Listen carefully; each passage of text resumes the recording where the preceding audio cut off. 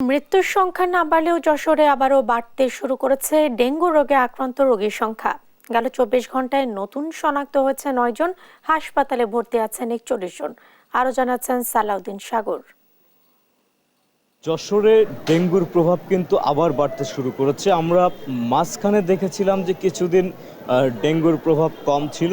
তো আমরা এই বিষয়টা নিয়ে সিভিল সার্জন ডাক্তার মাহমুদুল হাসানের সাথে কথা বলেছি যে হঠাৎ করে ডেঙ্গুর প্রবণতা আবার বেড়ে যাওয়ার কারণ কি। তিনি আমাদেরকে যেমনটা জানিয়েছেন যে আসলে আগামী 1.5 মাস কিন্তু এই প্রবণতা থাকবে, কারণ ভবদহের যে জলাবদ্ধতা রয়েছে সেটা এতদিন একটা পর্যায়ে ছিল, সেটা পানি সরে যাচ্ছিল, সে কারণে চলমান পানি ছিল, ওখানে জমাটবদ্ধ কোনো পানি ছিল না, সে কারণে মূলত ডেঙ্গুর প্রভাব কিছুটা কম ছিল। কিন্তু এখন সেখানে বৃষ্টি না থাকার কারণে কিছু জায়গায় কিন্তু জলাবদ্ধতা থেকে গেছে, সে কারণে কিন্তু মশার লার্ভা বেশি জন্মাচ্ছে, সে কারণে ডেঙ্গুর প্রভাবটা আবারও বেড়ে যাচ্ছে।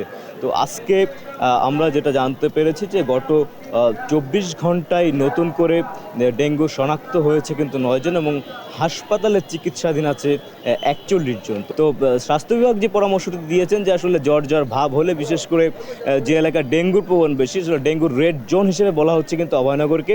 অভয়নগর এলাকার মানুষদের জন্য তিনি স্পেসিফিক এই পরামর্শটা দিয়েছেন যে যদি কারো জ্বর ভাব হয় তাহলে যেন পল্লী চিকিৎসকের দ্বারস্থ না হয়ে নিকটস্থ উপজেলা স্বাস্থ্য কমপ্লেক্স অথবা জেলা সদর হাসপাতালে এসে যেন ডেঙ্গু পরীক্ষাটি করান এবং নিশ্চিত হয়ে চিকিৎসা গ্রহণ করেন। এদিকে আমরা কথা বলেছি সিভিল তত্ত্বাবধায়ক ডাক্তার হারুনার রশিদের সাথে। তিনি আমাদেরকে যেমনটা জানিয়েছেন যে আসলে হাসপাতালে যথেষ্ট কিট এবং যথেষ্ট স্যালাইন এবং যথেষ্ট ওষুধ কিন্তু মজুদ রাখা হয়েছে, এবং ডেঙ্গু রোগী বা জ্বরের রোগী আসলে কিন্তু অগ্রাধিকার ভিত্তিক ভাবে আগে ট্রিটমেন্ট দেওয়া হচ্ছে, যাতে করে ডেঙ্গু সংক্রমণ হয়ে থাকলেও খুব বেশি দূর যেতে না পারে, দ্রুত যেন রোগীটাকে সুস্থ করা যেতে পারে, এরকম তৎপরতা কিন্তু চিকিৎসকদের মধ্যে রয়েছে। তো এই ছিল আমার কাছে ডেঙ্গু পরিস্থিতির সর্বশেষ।